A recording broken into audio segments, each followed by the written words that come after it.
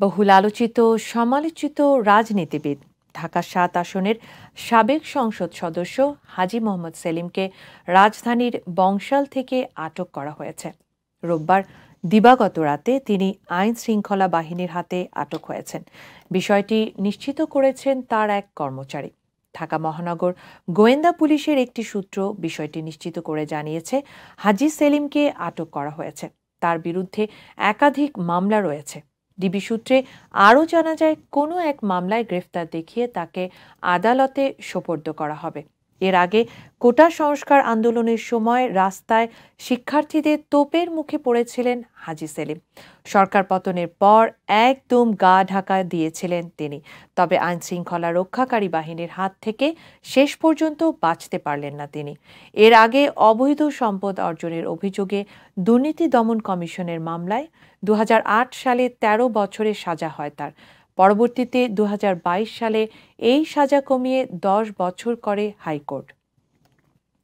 পুরান ঢাকার মানুষের কাছে এক আতঙ্কের নাম হলো হাজী সেলিম ও তার পুত্র ইরফান সেলিম। বাপ বেটা ওই এলাকার ত্রাস হিসেবে খ্যাত। দীর্ঘদিন ধরেই তারা ক্ষমতার প্রভাবে মানুষের মধ্যে ভয় ভীতি সৃষ্টি করে বাসাবাড়ি, মার্কেট, শিক্ষা প্রতিষ্ঠান ও জগন্নাথ বিশ্ববিদ্যালয়ের হল দখল করে আসছে। সেখানে গড়ে তুলেছেন তার স্ত্রীর নামে একটি মার্কেট, গুলশান আরা সিটি। সন্ত্রাসী কর্মকাণ্ড ও চাঁদাবাজি থেকে শুরু করে এমন কোনো অপরাধ নেই যা তারা করেনি। আর শুধু পুরান ঢাকায় নয়, পুরো ঢাকা শহরেই হাজী সেলিম একজন সন্ত্রাসীদের গডফাদার হিসেবে পরিচিত। দীর্ঘদিন ধরেই পুরান ঢাকার মানুষ জিম্মি অবস্থায় বসবাস করে আসছে। সেলিম বাহিনীর অত্যাচার, নির্যাতন সহ্য করা ছাড়া মানুষের আর কোনো উপায়ই ছিল না।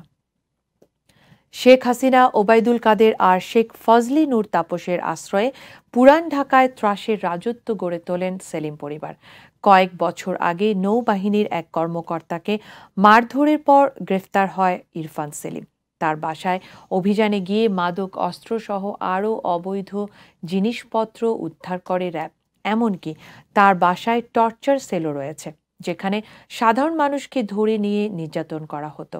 এখন আস্তে আস্তে হাজী সেলিম ও তার ছেলের অপকর্মকাণ্ডের ফিরিস্তি বেরিয়ে আসছে। এই হাজী সেলিম এক সময় শেখ হাসিনার দুই নয়নের মণি ছিল। বিরোধী দলকে দমনের জন্য হাজী সেলিম ও তার সন্ত্রাসী বাহিনী ছিল শেখ হাসিনার রিজার্ভ ফোর্স। এক কথায় বললে হাজী সেলিম ছিল শেখ হাসিনার পাহারাদার। তার আশ্রয়ী হাজী সেলিমরা দীর্ঘদিন ধরে অপরাধ কর্মকাণ্ড করে আসছে। সূত্র বলছে, হাজী সেলিমের মতো বাহিনী পরিচালনা করতেন শেখ রেহানা।